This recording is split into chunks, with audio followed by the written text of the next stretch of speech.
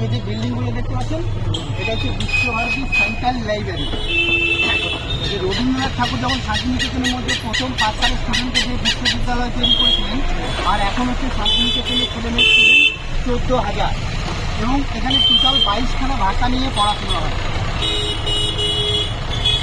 এখন ঢুকতে দেবে না এখানে? না, এগুলো ঢুকতে দেবে না।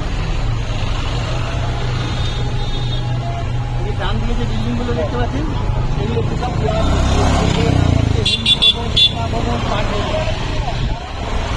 আগে ঢুকতে দিত, ওই জন্য পেরেছিলাম দেখতে। পলাশ গাছ পিছনে।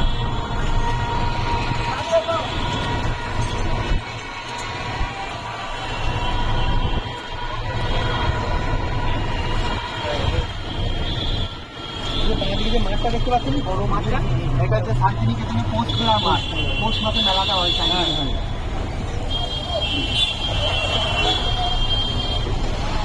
ওই মাঠে হচ্ছে পৌষ মেলা, বুঝলি?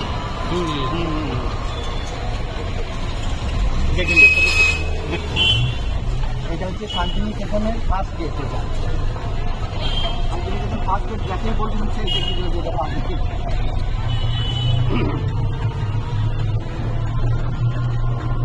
আবার ডান দিকে যে বিল্ডিংটা দেখতে পাচ্ছেন স্টুডেন্ট অ্যাক্টিভিটি সেন্টার, যারা বিশ্বভারতীর নতুন ভর্তি হয় ছেলেমেয়েরা তাদের হোস্টেলের জন্য অ্যাপ্লাইগুলি সব এখানে করতে হয়।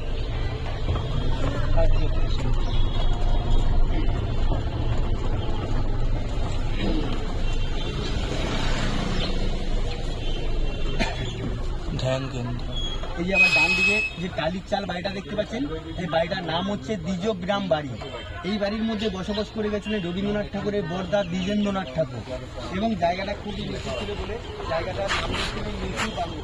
এবং দ্বিজেন্দ্রনাথ ঠাকুর যেসব জিনিস ব্যবহার করতেন উনি সমস্ত জিনিস এই বাড়িটার মধ্যে দেখা যায়। এবং এই বাড়িটা বর্তমান এবং বর্তমান